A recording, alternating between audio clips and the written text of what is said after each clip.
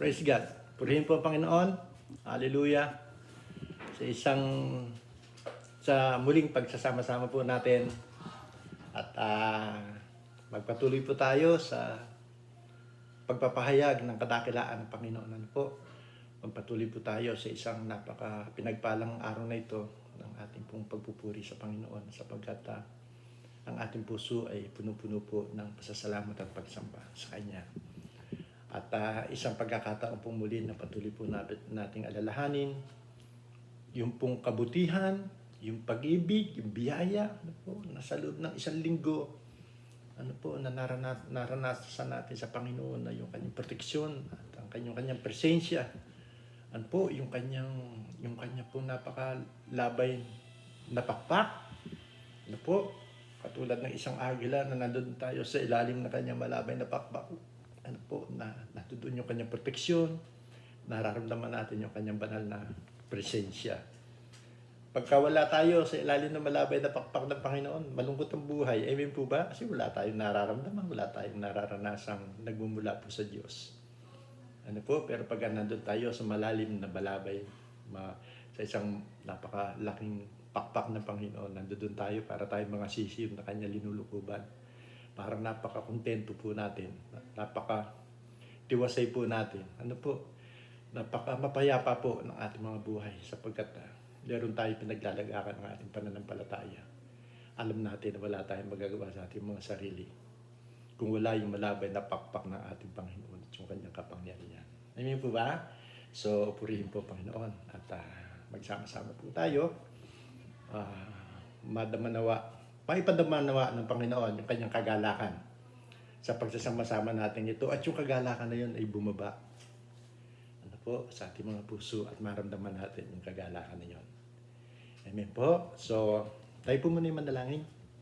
Amang Banal, maraming salamat po muli sa pagkakataong ito, Diyos. Sa patuloy na pagpapakita niyo po sa amin ng inyong kabutihan, ng inyong pong biyaya, ng inyong kahaba ng Panginoon. Marapat lamang, Ama, na sa oras na ito, maipahayag po namin kung gaano po kayo kaluwalhati at kadakila sa aming po mga buhay, sa pamagitan po ng aming pagsasama-samang ito na mayroong pagpapasalamat. Sa oras na ito, Panginoon, mag-aaral po kami ng inyong mga banal na salita. Muli po namin nga alamin, tutuklasin, kung ano po ang inyong kalooban at kung anong nais niyo ipahiwatig po sa amin. At maranasan nga po namin ito sa pamagitan ng inyong patnubay ng banal na Espiritu. Lumagay po kayo sa amin pong sa tabi ng bawat isa po sa amin. At magpahayag po kayo ng mga katotohanan ng mga salita niyo po ito. Sumaamin po at maramdaman namin ang kapangyarihan ito sa pangalan ni Jesus. Amen. Mga kapatid, buksan po natin ang ating mga banal na kasulatan dito po sa Mateo 5. Okay. I-Englishin ko po siya. At tapos isasalin natin sa Tagalog. Sabi po sa English, "Blessed are the poor in spirit, for there is the kingdom of God." Sabi po dyan sa Mateo 5:3. Sa Tagalog naman po, dyan din po sa salin na yan, ang sabi po dyan, "Mapapalad ang mga mapagpakumbabang loob sapagkat sa kanila ang kaharian ng langit." Okay po? Doon naman po sa mababaw na salin, kung gusto niyo basahin po doon, na para mas napakadali niyang maunawaan, ang sabi po doon, "Mapapalad ang mga aba na wala nang ibang inaasahan kundi ang Diyos." Okay? At sa kanila, siyempre, ang kaharian ng langit. Yung pong title na ating pong pag-uusapan ay walang iba kundi yung mapalad ang mga aba. Pero lagyan natin sa ilalim yun, yung ano pong tawag doon? Blessed are the poor. Okay? Sunod na po natin yung "for there is the kingdom of God." Okay? Doon po sa unang basa ko po, dito sa talatang ito, kasi meron po akong English-Tagalog, diglot yata ang tawag dito, yung King James. Nag-isip ako ng konti na blessed are the poor. Parang sa akin, sapagkat medyo mahina po ako sa ganito, parang ang pagkakalam ko po doon sa blessed are the poor ay yung pundukha sa espiritu. Ano po, kung titignan ko naman sa English, yung salitang mapagpakumbaba, hindi ito ka-eksakto nung binabanggit po doon sa malalim na salin. Yun nga po, yung poor in the spirit. Ito po yung kagandahan ng banal na kasulatan pagka binabasa natin. Ano po? Hindi siya napakababaw para sa atin. Mahahamon tayong mag-isip ng malalim ng konti upang yung ating kaalaman o yung ating kaisipan ano po ay makapag-isip tayo ng medyo may kalawakan ng konti. Ano po, hindi tayo po pwedeng hindi uupo upang magtanong sa Panginoon at hanapin natin kung ano yung mga katotohanan binabanggit sa bawat talata na atin nung binabasa. Siyempre po, pag tayo po ay may mga devotion na nagbabasa ng banal na kasulatan, pag walang kalakip na pagtatanong, hindi natin matatagpuan yung gusto nating matutunan. Amen po, parang yung mapagpakumbaba, parang hindi siya madaling unawain pagka isinali natin sa poor in the spirit. Okay po. Kasi po, pagka sinabi natin poor o aba, pagka magiging mabilis yung ating pag-iisip, sasabihin natin, aba, di po ba? Salamat sa Panginoon, nandito ako sa kalagayan kong ito. Sa aba kong kalagayan, parang ang tingin ko sa sarili ko, ba, okay, Lord, dukha ako eh. Wala akong yaman, wala akong mga pag-aari, at para akong isang pulubi na umaasa na lamang doon sa kumain ng 3 beses sa maghapon. Parang ganun ano. Parang nagpapasalamat tayo doon sa kalagayan natin. Andiyan na lang tayo. Tama na ako dito. Papalag pala ako, sabi ng Panginoon. Okay po?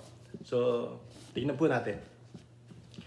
Yan daw pong sermon sa bundok ng ating Panginoon Jesus ay tinatawag po itong beatitude. Ano? The beatitude. Yung daw pong beatitude ay galing sa Latin na salita na nababasa ko lang naman. Na beatus na nangangulugang blessed o pinagpala. Meron daw pong mga nagsalin, at yun naman ay nakikita ko, may mga nagsali sa salitang blessed na happy. Ano po, parang napakababaw noong salitang happy. Pero yung po salitang pinagpala o blessed ay higit pa po sa pagiging masaya. Yung daw pong kasayahan, pagka pinag-uusapan yung salitang kasayahan o happy, ito lamang po ay nakatipende sa mga panlabas na sirkumstansya ng ating mga buhay. Panlabas. Ano po? Pero sa kabilang dako, yung pagiging blessed o pinagpala ay yung po mga tao. Ano po? Na naging bahagi ng paghahari ng Diyos. Ano po? Tayo raw po ay naging parte, tayo pong mga pinagpala o blessed, ay parte ng kaharian ng Diyos. Ano po? Kaya nga po, doon sa talata ating binasa, ito po yung kauna-unahang binanggit ng ating Panginoon. Mapalad ang mga aba nang wala ng ibang inaasahan, kundi ang Diyos. Kaya kung titignan nun natin yung salitang happy at saka yung blessed, malaki po yung kaibahan natin doon sa mga taong happy lang. Ano po? Tayo kasi mga anak ng Diyos, tayo mga pinagpala ng Panginoon. Yung pong pagpapala na yun, hindi po humihiwalay sa atin. Ano po? Bahagi na po tayo doon sa salitang blessed na yon. Hindi po ito nawawala, hindi po ito panandalian lang, hindi katulad ng happy. Pagka meron po tayong nararanasan sa mandali na mga bagay, na mga material na bagay na nakikita ng ating mga mata, at ito ay sumaatin, yun po yung pagiging happy. Pero hindi magtatagal, pagka nawala sa atin yan, o nakasawaan na natin yan, nawawala yung pagiging happy. Hahanap ka na naman ng ibang mga bagay para maging happy ka. Pero pagdating po doon sa blessed, pinagpala, ano man po yung circumstansyang nararanasan po natin, hindi po ito nawawala. Bakit po? Sapagkat nandoon po tayo sa loob ng bakuran ng Panginoon. Nandoon po tayo, bahagi po tayo sa kaharian ng ating Panginoon. Amen po. Kaya kung tatanungin natin yung ating katabi, happy ka ba? Huwag yun na itanong natin. Ang tanong mo, pinagpala ka ba? Blessed ka ba? Hindi po ba? Yan o yung tanungan ng mga anak ng Diyos. Hello mga kapatid, blessed ba tayo ngayon? Hindi, ano po? Ganun po yun. Hindi yung happy ka. Yung po kasing happy, panandalian lamang po yan. Panlabas na sirkumstansya ng ating mga buhay. Okay po. So kung bibilisan natin yung ating pag-iisip dito po sa talatang ating binasa, yung salitang mapalad ang mga aba sa mababaw na salin, hindi ho natin dapat ipagpasalamat. Yung tayo ay nandoon sa kalagayan ng isang aba. Ano po, yung tignan natin yung ating sarili, malayo tayo sa kalagayan ng iba na nakikita natin sa ating mga paligid, maganda yung kanilang kalagayan, mataas yung kanilang posisyon. Ano po, pag ikaw ay nandiyan sa baba, mas mapalad pala ako kaysa dito sa mga taong ito. Ganito na lang ako, hindi na ako magsisikap sa aking mga material na mga pangangailangan. Ano po? Huwag ko tayo magkakamali na sabihin lamang na mapalad ang mga aba pagkatapos ay period. Yun na nga po. Kapag ganito magiging basa natin at interpretasyon natin sa Mateo 5:5. Ano po lalabas sa ating pananaw? Lalabas na ang kahirapan otomatikong isang pagpapala ng Diyos. Tama po ba ako? Pagka tinuldukan natin yung salitang aba, sa panlabas na kalagayan ho natin, parang lalabas na yung mga mahihirap, yung mga pulubi, isang kaib, isang tuka, 3 beses lang kumakain sa maghapon, parang sila yung mga pinagpala ng Diyos. Hindi po. Bagamat mahal ng Diyos tayong mga mahihirap, ano po, pero hindi niya minamahal ang kahirapan. Ano po, hindi niya gusto yung kahirapan na maranasan ng mga tao na kanya nilikha. Lalo-lalo na po tayo sa ating mga anak ng Diyos. Ano po? Hindi tayo lalagay ng Panginoon sa isang mahirap na kalagayan ng pagiging isang aba. Para angkinin natin ang talatang ito sa Mateo 5:3, na ako ay mapalad sapagkat nandun ako sa isang abang kalagayan. Ano po? Hindi niya ninanais at ikinagagalak na may mga taong naghihirap. Lalo na nga po sa atin. Sapagkat ang Diyos po ay may plano sa bawat tao. Ang Diyos po ay may plano sa bawat anak po niya, lalo-lalo na nga po. Ano po? Na tayo po ay magkaroon ng isang masaganang buhay. Siya po yung nag-iisip sa atin. Amen po. Pansinin po ninyo yung Jeremias 29:11. Ano po sabi dyan? Sabi niya, sapagkat batid kong lubos ang mga plano ko para sa inyo.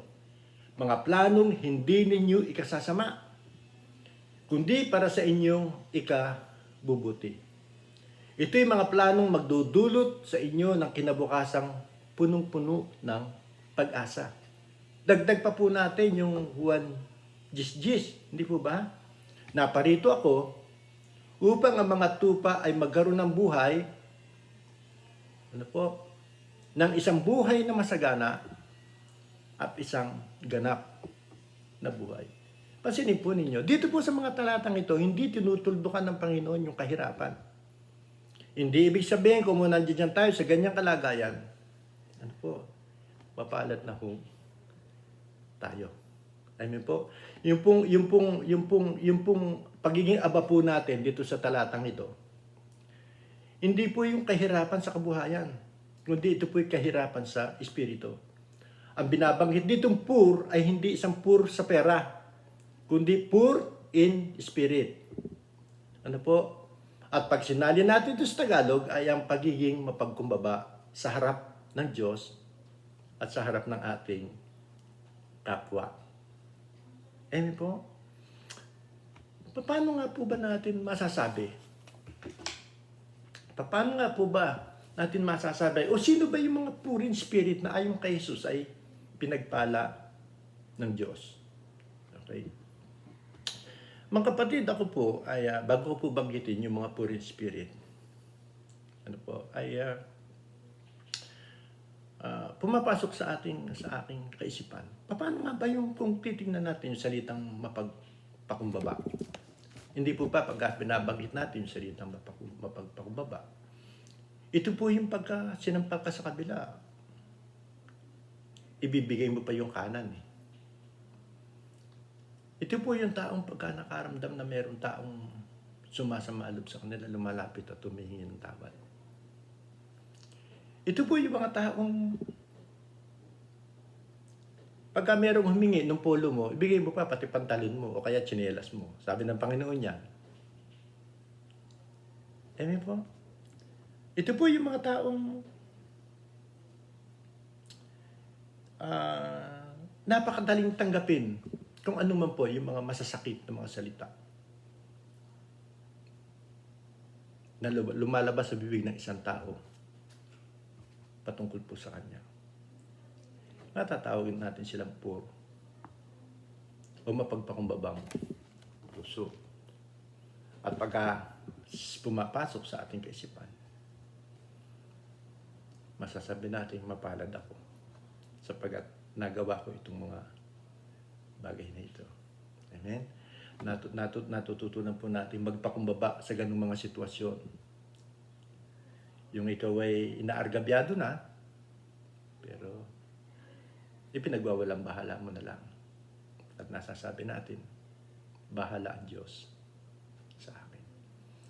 Pero mga kapatid, dagdagan po natin ito.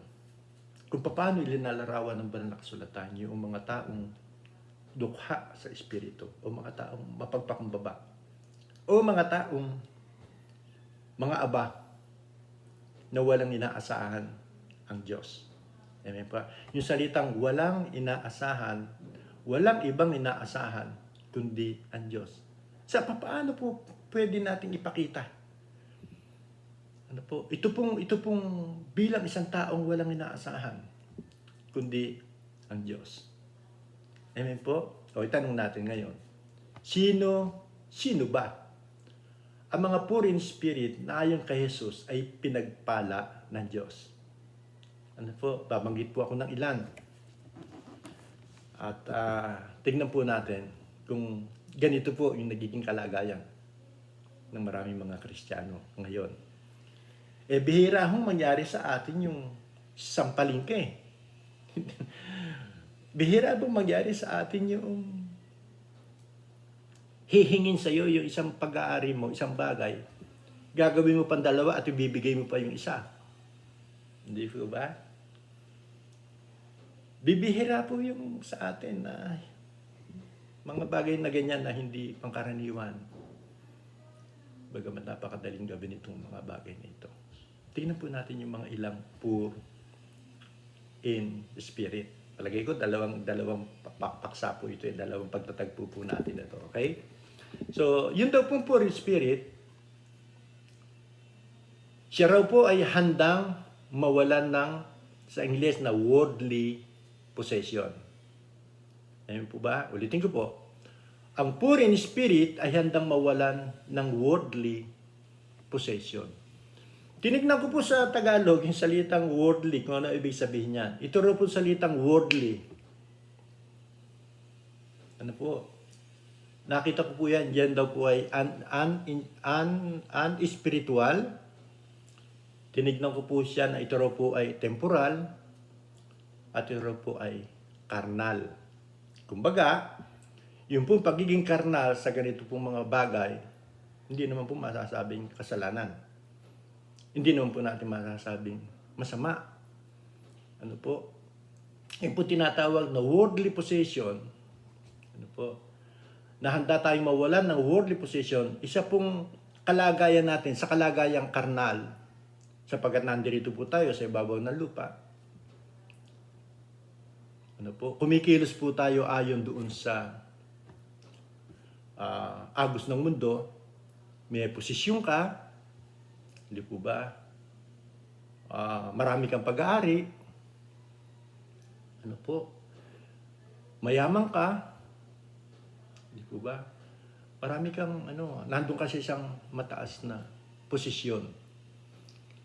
Ito pong possession na ito, pagka ikinapit natin yung salitang worldly possession, nandun daw po tayo sa isang karnal na kalagayan. Ngayon, pagka daw po ang isang poor in the spirit na walang inaasahan, kundi ang Diyos, hindi po ba? Ang lumalabas po, ito pong karnal na posisyong ito. Ano po? Hindi ito yung higit na mas mahalaga sa atin.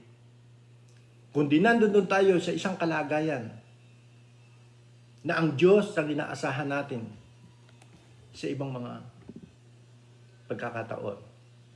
Kung tayo po sa paniniwala natin, ito po ang ninanais ng Diyos. Nulit ko po, kung yung conviction po natin, ito ang ninanais ng Diyos. Yung daw pong taong mapagpakumbaba, poor in the spirit, handa siyang mawalan, ng kanyang posisyon dito po sa ibabaw ng lupa. Nakuha niyo ba ibig sabihin? Nandun ka sa isang mataas na kalagayan, may katungkulan ka, naging maswerte ka, naging isa kang anak ka ng isang may maraming pag-aari, mayaman, kung tayo sa kalagayan natin, nandoon tayo, at ang Diyos ay nagkumbik po sa atin. Yun daw pong poor in the spirit, handa niyang iwanan yung worldly possession na yon. Sapagkat ito po ay unspiritual. Amen po. At yung daw pong poor in spirit, handang bumitiw. Sa mga bagay na material, kung ang mga ito ay magpapahamak ng kanyang kaluluwa. Amen po. Handa raw po tayong bumitiw sa mga bagay na material kung mga ito ay magpapahamak sa kanyang kaluluwa. Alam niyo po, nung pinagbubulayan ko ng mga ito, sabi ko, Panginoon, salamat po. Sabi ko, purihin ka, Panginoon. Ang FLJC family, wala po akong nakikita ang ganyang kalagayan eh. Kayo po ba, meron kayo nakita sa pamilya ng FLJC na nandoon sa isang masyadong napakataas na kalagayan? Hindi po ba? Ano po tayo eh, parang ako po nagpapasalamat, parang napakasarap doon sa posisyon ng FLJC, Parang wala po tayong wala tayong iisiping napakahirap tumalikod doon sa worldly possession na yon. Ano tatalikuran mo? Hindi po ba? Ano tatalikuran natin? Ano ba mga trabaho natin? Napakasimpleng trabaho lang.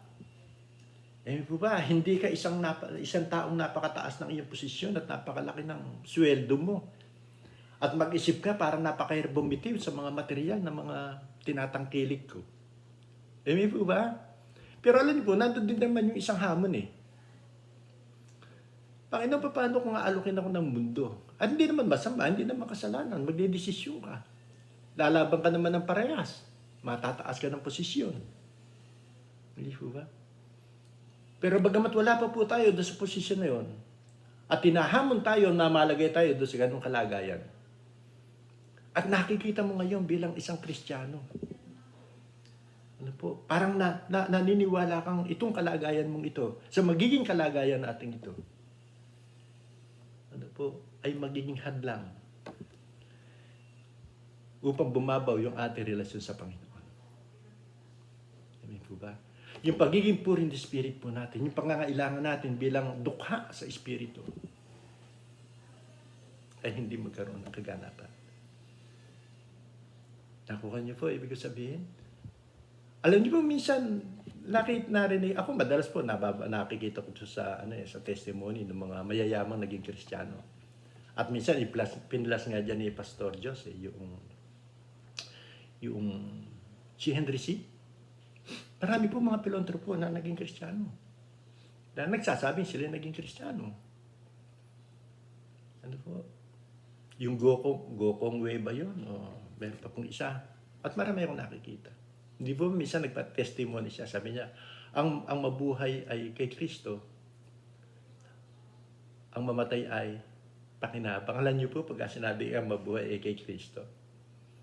Gusto ko po tanongin si Henry C. Pero gusto ko siya maging member ng FLJC. Anda kaya siya?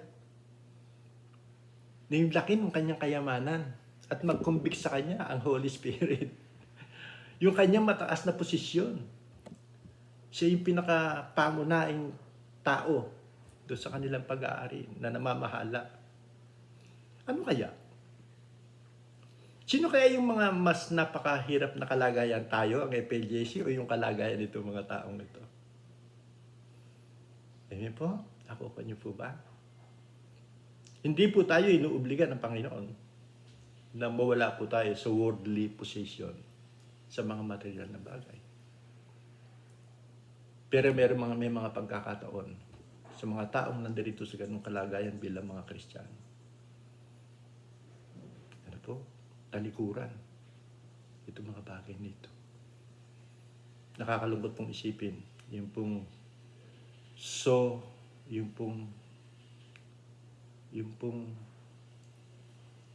studio ni Eddie Villanueva. Parang tinatabahan ako, tawagin ko siyang Brother Eddie. Gano'n kalaki yung perang papasok sa studio ito na pag-aari po niya. At papasukin yung mga taong immoral sa loob ng kanyang studio. Ang kapalit, pera. Hindi po ako judgmental. Amen po. Ang papasok doon, mga immoral. Nagtalumpati siya sa Kongreso. Kinukontra niya yung mga LGBT ba yun?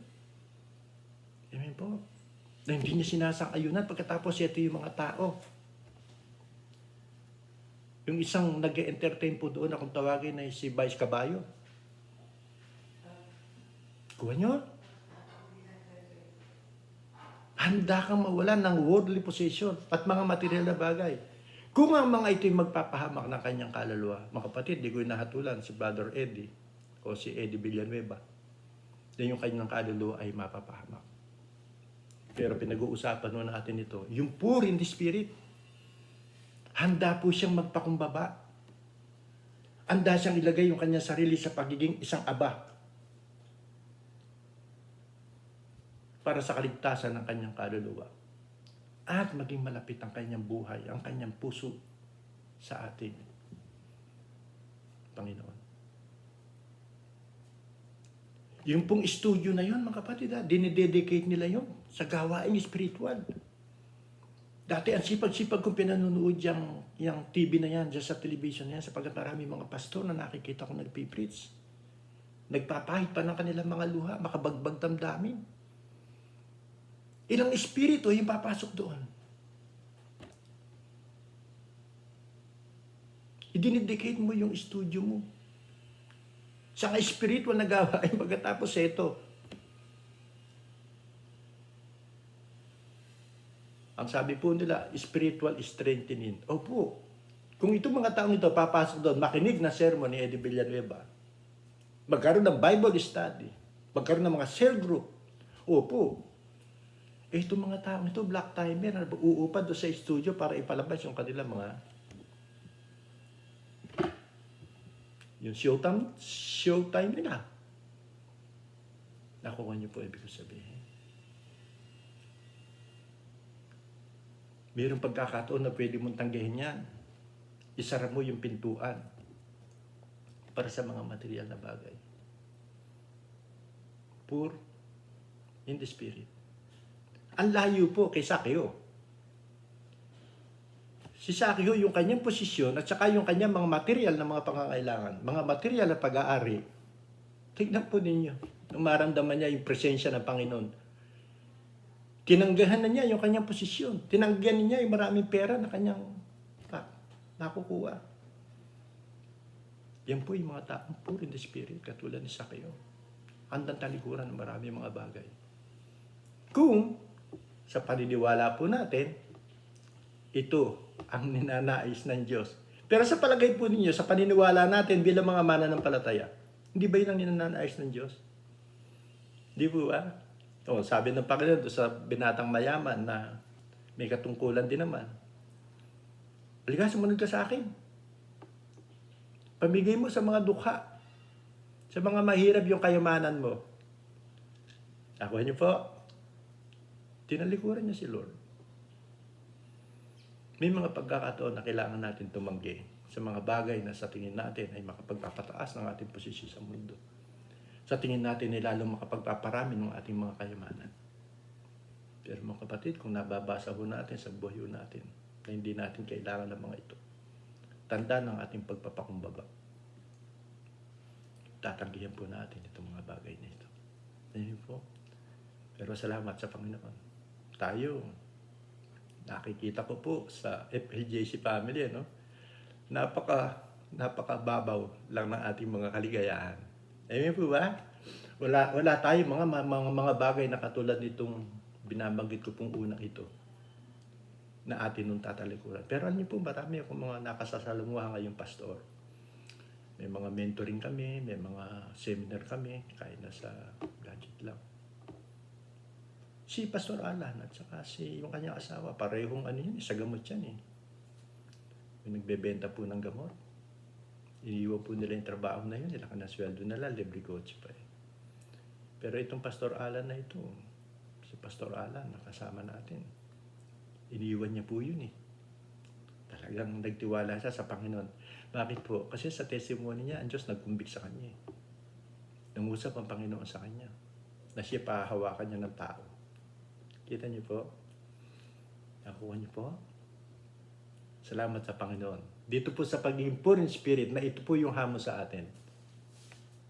Purihin ang Panginoon. Wala ho tayo doon. Wala tayo sa kalagayan ni Sakeo. Wala tayo sa kalagayan ng taong mayaman. Di po ba? Na magdadalawang isip ka kung ano gagawin mo. Tatalikuran mo ba yung material na bagay? Iiwan mo ba yung posisyon mo at susunod ka kay Jesus? Amen po. Parang iyan po yung linalarawan ng salitang poor in spirit. Number 1 po yun. Ulitin ko po. Ang poor in spirit ay handang mawalan ng worldly possession. Kung sa paniniwala niya, ito ang ninanais ng Diyos. Kasama na po doon yung mga material na bagay. Kaya mga kapatid, ano po, kung tayo mo po ay mayroong mga posisyon, huwag kayong mag-alala. Huwag kayong mag-alala. Kung baka naman kalooban na ng Diyos na mawala ka dyan sa posisyon na yun para yung interest natin sa Diyos. Ano po, yung malalim na relasyon natin sa Diyos, kung yun ang nagiging hadlang, hayaan mo siya. Hindi tayo pababayaan ng Panginoon. Siya yung nag-iisip para sa kinabukasan natin. Kinabukasan po natin na hindi maglalayo sa Kanya. Amen po? Sapagkat nandoon po tayo, umaasa po tayo sa Kanyang mga kaparaanan. Amen po? Pangalawa, yung isang binabanggit na poor in spirit, ito po ay nakikita niya yung kanyang kaliitan. Okay? Nakikita raw po natin ang ating kaliitan sa harap ng kalakihan ng Diyos. Okay? Yun po yun. Tayo raw po kasi mga Kristiyano, ano po, handa natin tanggapin na tayo sa kalagayan natin yung ating mga kakulangan, yung kawalan po natin. Handa ho tayong mawala yung mga bagay na yon. O nandun tayo sa ganung kalagayan. Nakikita natin yung malaking kakulangan natin. Yun daw pong poor in spirit. Umaasa daw po tayo na yung kakulangan natin yun, na tinatanggap natin na mayroong pagpapasalamat, kayang po na ng Diyos itong mga kakulangan ito. Amen po? Okay, lumagay po tayo doon sa kalagayan natin sa material na bagay. Maraming kulang po sa atin. Amen po ba? Pero nagiging mapagpasalamat pa rin po tayo. Sapagkat alam po natin yung nakikita na nating kakulangan. Kayang punan ng ating Panginoon. Umaasa po tayo sapagkat yung kakulang, kaya nga may kulang eh. Kaya nga nagkukulang po tayo, merong kakulangan eh. Nakikita natin, merong kakulangan eh. Yung kakulangan natin yun, hindi natin kaya napunan yung kakulangan natin na yun sa sarili nating kakayahan at lakas. Tama po ba ako? Kaya wala po tayong ginagawa, iniisip na mayroong pagpapakumbaba na kayang punan ng Diyos yung ating mga pangangailangan. Ano po? Sa kalagayan po natin bilang isang poor in spirit, ano po? Kinikilala natin kung wala ang Diyos sa atin ng mga buhay, wala tayong magagawa. Mababasa ho natin niya sa 1:15. Ano po sabi niya sa 1:15? 1:15, sige po, basahin ko siya. Ano po sabi diyan? Ako ang puno ng ubas, kayo ang mga sanga. Ang nananatili sa akin at ako'y sa kanya, ay siyang nagbubunga ng marami. Sapagkat kung kayo'y iwalay sa akin, wala kayong magagawa. Pansinin po ninyo. Pagka ang isang Kristiyano ay nakakapit doon sa puno na walang iba kundi ating Panginoon, yun yung kakulangan po natin.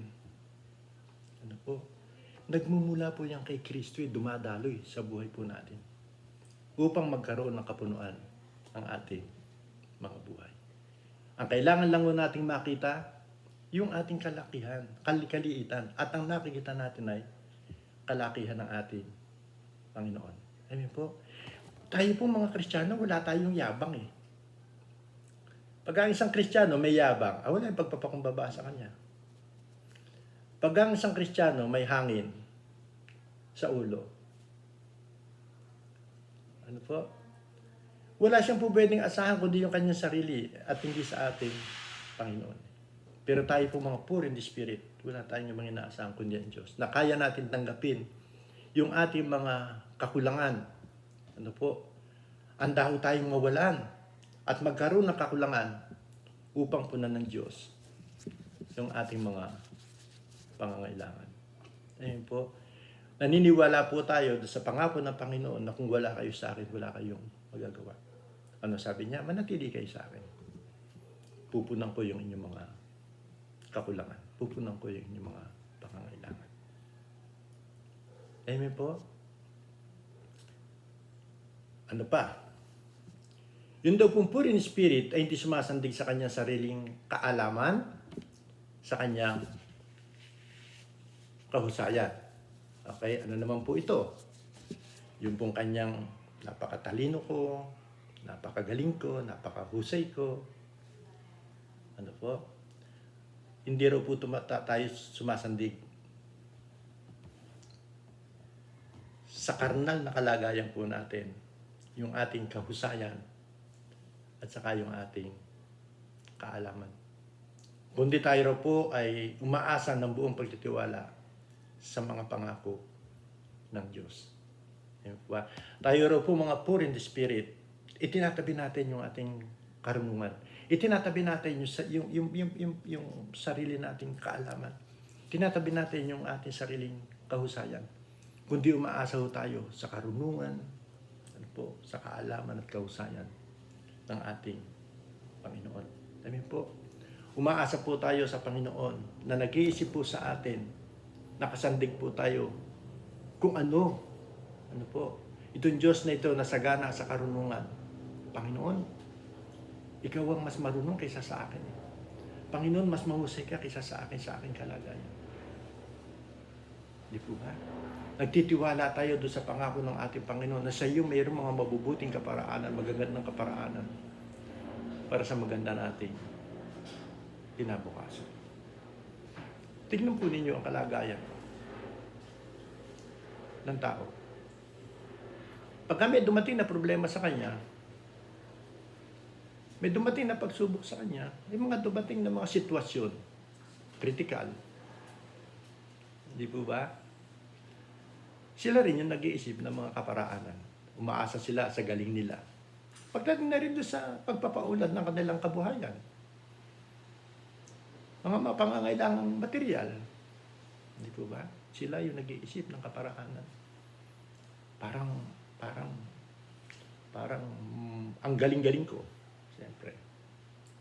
Parang pinipilit nating abutin ng ating kaisipan kung anong dapat nating gawin. Sa panahon na mayroong mga sitwasyon na dapat nating kaharapin upang mapagtagumpayan natin ang mga bagay nito. Alam niyo po, yun daw pong poor in spirit. Ano po? Hindi tayo sumasandig sa sarili nating karunungan. Kaya marami bumabagsak eh. Kaya maraming nabibigo. Bigo na hindi pinahintulot ng Diyos. Meron mong kapahintulotang, siguro po yun na yun. Na ginugusto ng Diyos na mabigo ka. Siguro sabi niya, oh sige, gamitin mo yung husay mo. Sige, gamitin mo yung karunungan mo. Oh. Di po ba?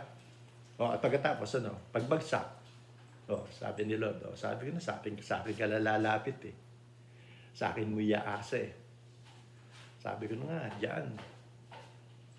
Sa sobrang tingin mo sa sarili mo, dating ang araw sa akin ka rin titingin. Hindi po ba? Dito natin nakikita kung minsan maganda ngaran po yung ganyan, minsan umasa tayo sa karunungan natin at kahusayan natin eh.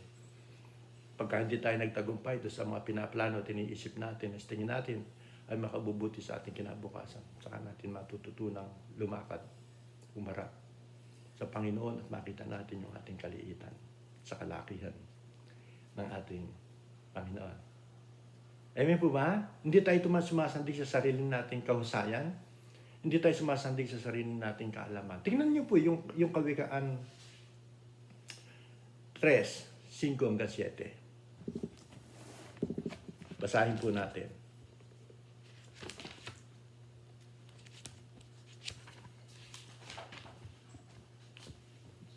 Pansinin po ninyo ito. Kawikaan 3:5-7.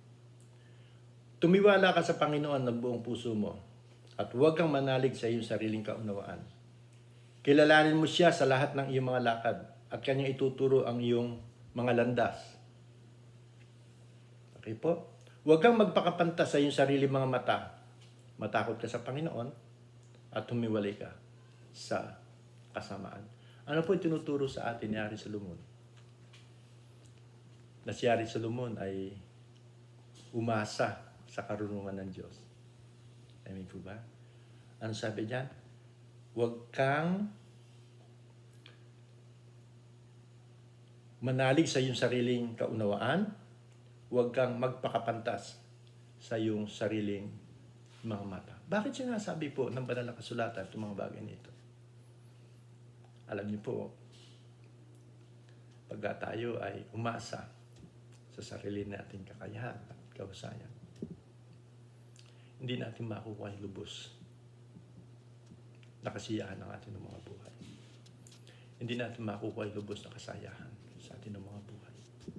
Sapagkat limitado po yung ating kakayahan. Hindi po tayo makaka 100% pagka umasa tayo sa sarili nating kakayahan.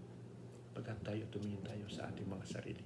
Sa bandang dulo po noon, ang nagiging resulta yung pong kawalan ng kasayahan. Ipakita po natin, maranasan po natin.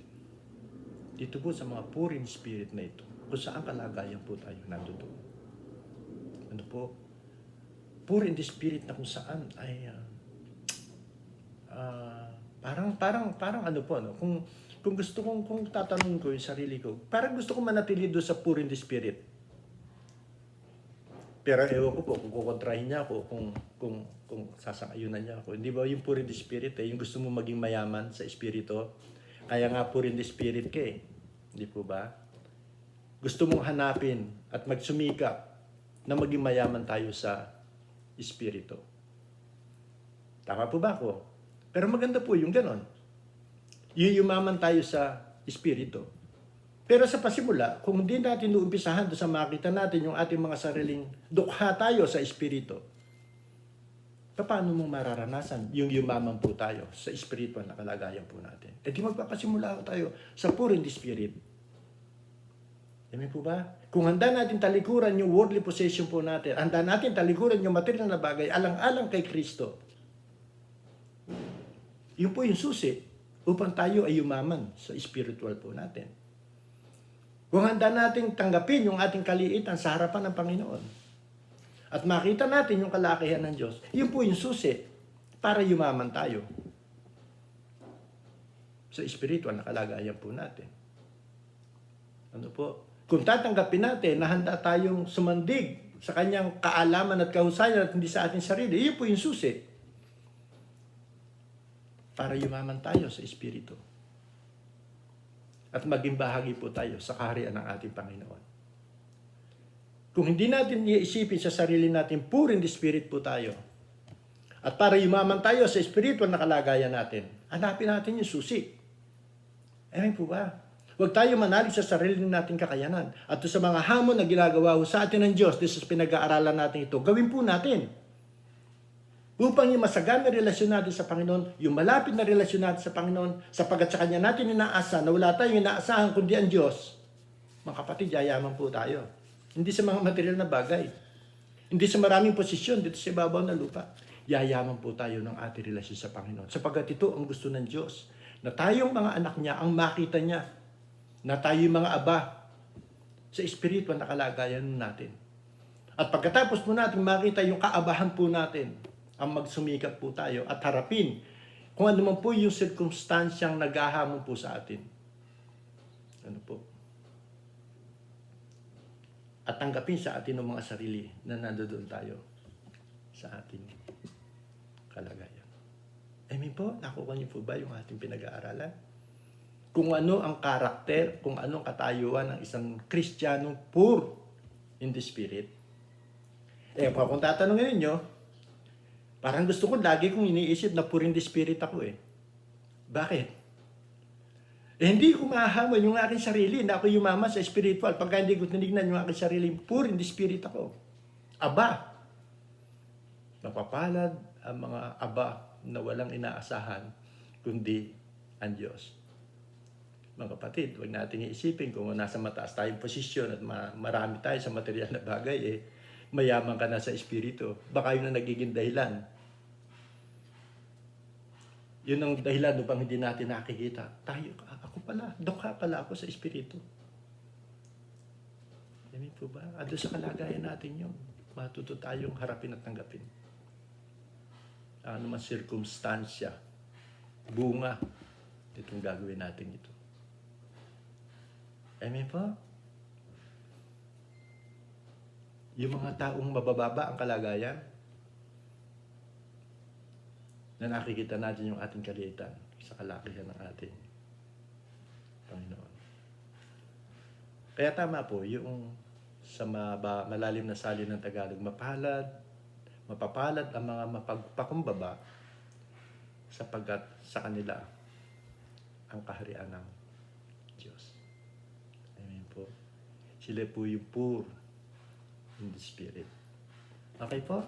Dito po ako magtatapos.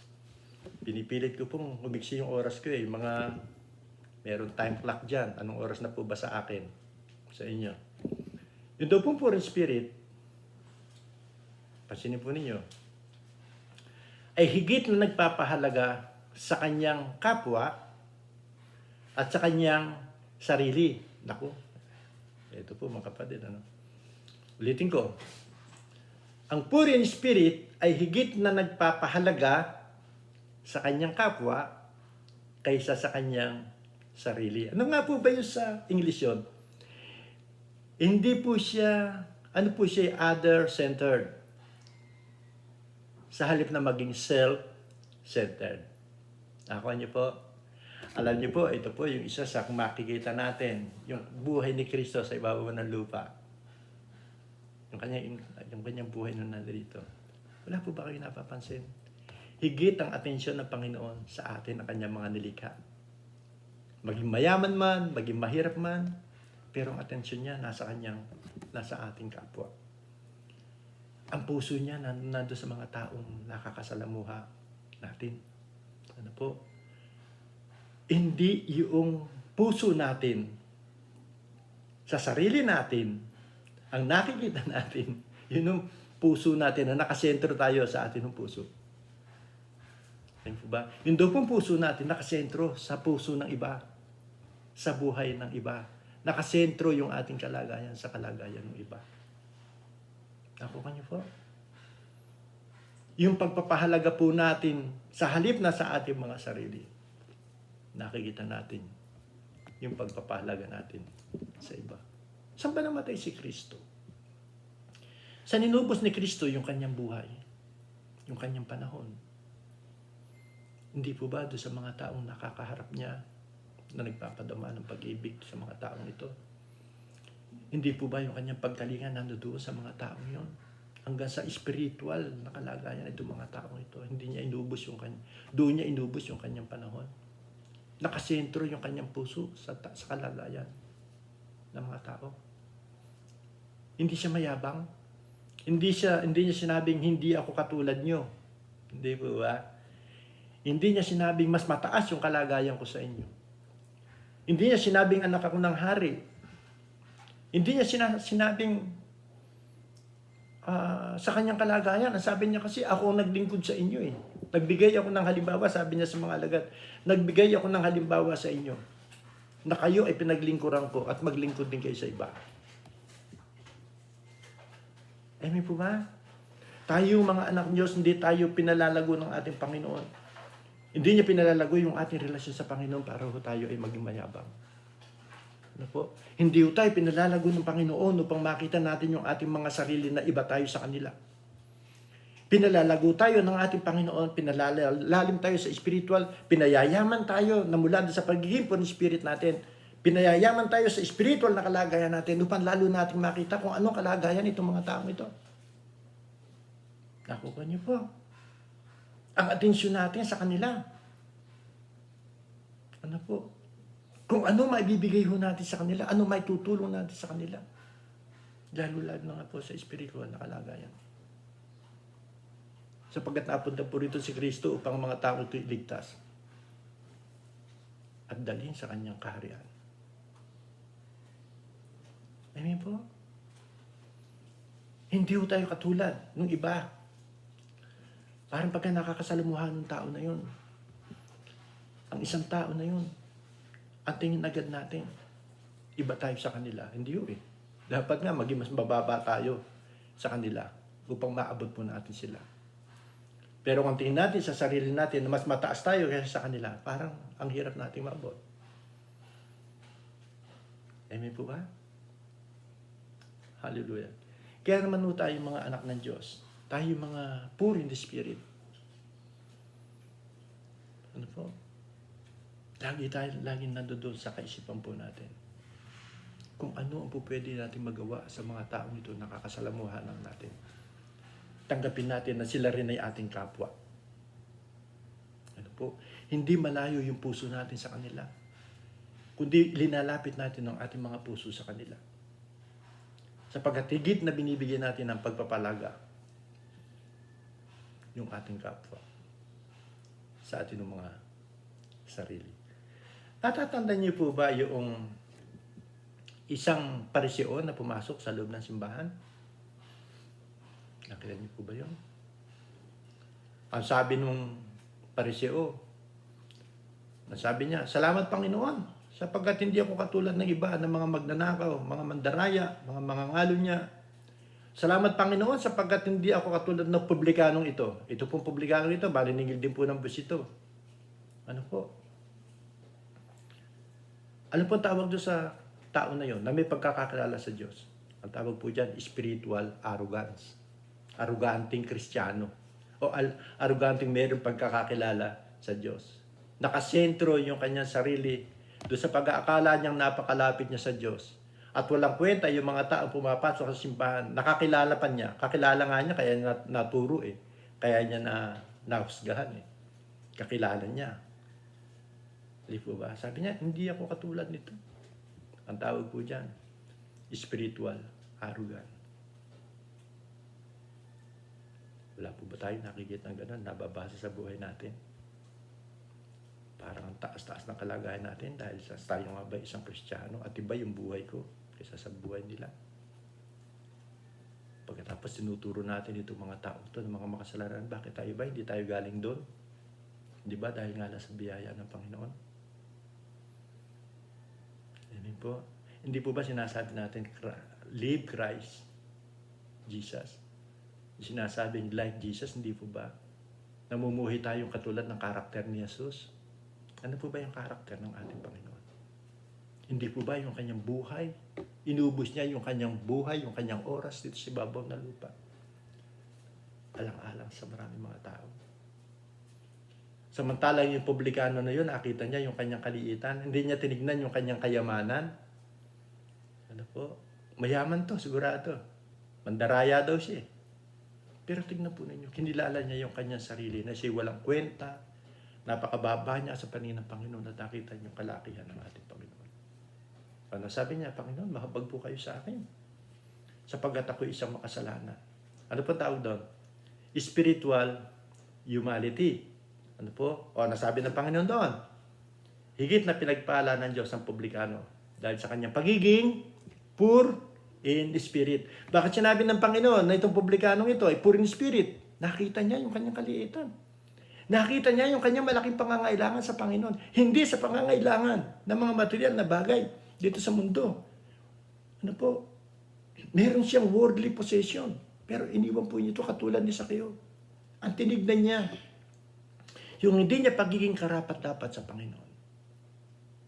Ano po? Poor in spirit. Nagpakumbaba po siya. Dalawa yung pinagpakumbabaan niya, mga kapatid, ano? Nagpakumbaba siya sa harapan ng Diyos at sa harapan ng kanyang kapwa. Hindi niya ikinahiya na siya magsisi at marinig ng publikano na siya nagpapakababa sa Panginoon na hindi siya karapat-dapat. Hindi naman po sa Diyos. Kundi yung mga taong nakapaligid na nandoon sa loob ng simbahan. Nagsalita siya ng naririnig ng mga taong ito. Panginoon, mahabag ka sa akin. Hindi niya kinahiya yung kanyang kalagayan. Ganyan daw po yung mga poor in spirit. Hindi niya tinitignan yung kanyang kalagayan. Sino man siya, ano po, yung kanyang mga prinsipyo. Ano po, itinapon po niya ito eh. Kundi humarap siya sa harapan ng dambana ng Panginoon. Dinadagukan yung kanyang dibdib. Amen po. Alin po kaya yung mas masarap sa buhay? Yung makita natin sa sarili natin na tayo ay poor in spirit? O yung namumuhay tayo dito sa ibabaw ng lupa na mayroong kasaganaan pero inaalis tayo nitong mga bagay na ito, ng mga worldly possession na ito. Na malayo naman tayo sa Panginoon. Sino mas malapit sa Panginoon? Yung taong yung parisyo na sobra sa karunungan, sobra sa kaalaman, sobra sa kahusayan, pagdating sa banal na kasulatan, o yung tao ang nakita niya yung kanyang sarili sa malaking kaliitan niya, sa kanyang kaliitan sa Panginoon. Amen po. Paano natin may pakikita yung pagiging poor in spirit, mga kapatid? Paano? Alam niyo po, minsan, dito po ako magtatapos. Minsan ay nagkaroon po kami kailan lang mentoring. Nagkaroon po kami ng mentoring. Meron pong isang nag-lead sa amin na walang iba kundi si Pastor Loy. Kailan lang po ito, hindi ko nasabi ito kay Pastor Jose kung nakakita niya. Tingnan po ninyo yung pagpapahalaga po natin. Yung pwede natin ipakita yung ating pagpapahalaga. Sa pagiging poor in the spirit natin. Poor in the spirit na ano tayo other-centered po tayo. Hindi po tayo self-centered. Bahala ako. Okay na kami ni Lord. Wala na akong pakialam sa iba. Malamig ang pakikitungo ko sa iba. Walang kwenta. Yung isipin ko pa yung iba. Alam niyo po, dito po sa seminar na ito, sa mentoring po namin ito na ang lead yung Pastor Loy, meron po siyang dalawang binabanggit. Ano po? Yung salitang recover at saka yung rescue. Yung po salitang recover, ano po? Ito po yung mga tupa na nakalabas ng bakuran. Kaya sila nawala Kapag sinabi recover, ito po yung, sabihin natin, miyembro ng ating iglesia na nawala nakalabas po ng bakuran. Ito po yung sinasabi ng ating Panginoon na iiwan yung 99, hahanapin yung isa. Ito po hindi po ito makasalanan. Ano po? Ito po ay Kristiyanong nawala. Kaya yung 99 pansamantala niyang iiwan, hahanapin yung isa. Ano naman yung rescue? Ano po? Ito naman po yung mga unbeliever na talagang kailangan nating ilapit sa Panginoon. Tayo yung nag-uubos ng panahon. Other-centered po tayo eh. Kung ano yung naranasan nating kaligtasan, hindi yung kaligtasan gusto nating maranasan ng ating kapwa. Amen po ba? At yung kalagayan po nating ayaw nating malayo sa Panginoon. Nasa loob tayo ng bakuran ng ating Panginoon bilang isang pastor na nandun tayo sa loob, sa kanyang kaharian, bahagi tayo ng kanyang kaharian. Nalulungkot tayo na yung isang member po natin, isang kapatid natin, nakalabas ng bakuran. Ang tawag po doon, recover. Mga kapatid, na-bless po ako nun eh. Kaya natin pinipilit, ako bilang isang nangunguna po sa gawain po natin. Kaya tayo nagsisikap na meron tayong mga cell group, meron tayong mga men's group, meron tayong sa mga kababaihan, meron tayong mga youth. Hindi po ba? Ano pong ginagawa natin? Bakit tayo nagsasakripisyo ng ganun? Kasi yung puso natin nasa kanila eh. Amen po ba? Nakasentro yung puso natin sa kanila. Kung meron tayong mga kapatid na nawawala sa bakuran, nakakalabas ng bakuran, natutuwa ka, nalulungkot ka. Pero ano yung pwede pumasok sa kaisipan ng isang Kristiyano? O mawala man yung dalawa, mawala man yung tatlo, 5 po kami, meron pa kaming 47. Hindi po ba? Pero hindi po ba nakapanghihinaya yung gano'n kung ang puso natin nandun sa pagpapahalaga natin sa iba, lalo-lalo sa spiritual na kalagay, naagaw natin sila. Tama po ba ako? Kaya pagka doon sa mga cell group po natin, nagkakasama-sama, mga kababaihan, mga kalalakihan, o meron pa ibang mga grupo, hindi pa hinahanap natin yung isa na wala doon. At pagkatapos pinag-uusapan natin kung anong dapat gawin dito sa nawawalang tupang ito. Nawawalang tupa, mga kapatid, hindi ito unbeliever. Nawawala. Na alam natin na napakahalaga nila sa atin dahil naging bahagi na sila ng ating mga buhay. Yan po yung tinatawag na other-centered. Yan po yung tinatawag na poor in spirit. Amen po ba? At tayo, hindi lamang yung ganun mga kaparaanan na ginagawa natin. Maging yung mga unbeliever, rinirescue po natin sila sapagkat papunta po sila sa ipapahamak nila. Amen po ba? Kaya meron sa atin na malakas ang loob, lumalabas, sa iba't ibang mga kaparaanan. Ano po, ginagawa natin yung paraan upang itong mga taong ito, ma-rescue po natin sila. Amen po? Hindi po lamang yung meron tayong binibigay na maliliit na mga bagay. Financially, magandang pagpapayo sa kanila. At ngayon sa panahon natin, madadalaw ba natin itong mga kapatid natin ito? O pero sabi nung nag-lead sa amin, may cellphone ka? Di po ba? Ginagamit ng Diyos yan. Maraming mga kaparaanan upang ma-rescue natin itong mga taong ito at hanapin natin sila. Alam niyo po si Pastor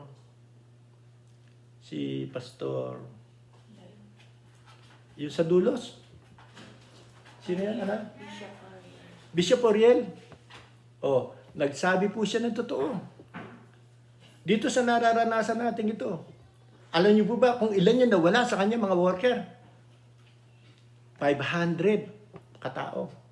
Napakalawak po naman ang gawain nito. Kaya hindi ka magugulat na 500. Pero tayo, sabihin lang mo natin ng FLJC, wala pa tayong 100. Aba, yung 3 mawawala sa bakuran ng Panginoon. Malaking bagay sa atin yun. Ano sabi niya? Magkumustahan daw po. Pagka doon sa grupo ng mga cell grupo natin, merong nawawala. Ipagtanong ho natin, kumustahin ho natin. Ano po? Tayo na ginagamit ng Panginoon bilang mga leader at sa susunod magiging leader doon yung mga yan. Ano po sabi ni Pastor Lloyd? Totoo naman po yun. Madalas din namin napag-uusapan yun. Ang backbone daw po ng iglesia, walang iba kundi yung mga cell group. Sapagkat sila ang ginagamit, nagiging kasangkapan ng Panginoon upang ang iglesia ay lumago. Amen po? Ngayon, kung sasabihin natin, baka mawala yung 3, mawala yung 1, okay lang, 47 ba naman kami? At ang totoo nga po niyan, minsan sa church nagpaparamdam na ako na mag-i-schedule sa kanila. Ano sinasabi nila? Mas marami yung dahilan kaysa sa kaparaanan. Yun po ba? Alam niyo po ba, napakasarap makita ng Panginoon sa atin sa loob ng iglesia. Lord, ano yung paggagawa mo sa akin? Lord, ano yung gagawin ko? Panginoon, pwedeng maliit na bagay lamang yung talikuran ko sandali itong oras na ito, itong mga bagay na ito. Panginoon, pero kung gagamitin mo ko alang-alang sa kanila. Panginoon, gamitin mo ko. Bigyan mo ko ng kahusaya. Bigyan mo ko ng kaalaman. Amen po. Hallelujah. So, purihin po, Panginoon. Pour in the Spirit. Gusto natin maging mapagpala, ilagay natin yung ating sarili sa pagiging mapagpakumbaba. Ilagay natin sa ating puso, mga kapatid, tayo, na wala tayong ibang inaasahan na mga aba sa Espiritu, kundi ang Diyos, at magiging bahagi tayo ng kaharian ng ating Panginoon. Amen po. God bless po, mga kapatid, dito sa munting pagtitipon po natin ito na sa kalagayan po natin ng Diyos ay patuloy ng nagpapahayag. Doon po sa ikabubuti po natin. Ikabubuti doon sa malalim na kaugnayan natin sa Panginoon. Nailagay natin yung ating isipan. Wala tayong ibang inaasahan. Kundi ang Diyos. Pure in the Spirit. Amen po. Tayo po manalangin ang mabanal. Nagpapasalamat po kami sa kalagayan po namin ito. Kami po na wala kami inaasahan. Kundi kami, kundi ikaw, Panginoon, na kaya pong gawin yung mga bagay.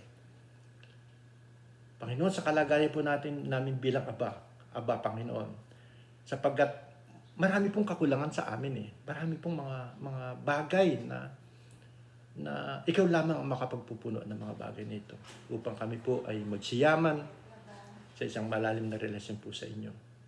Turuan niyo po kami patuloy namin makita na kami po ay aba sa iyong harapan, na kami po ang FLGC ay nandun sa isang maliit na kalagayan upang matutunan po namin lumapit po sa inyo at ang makita po namin ang iyong kalakihan.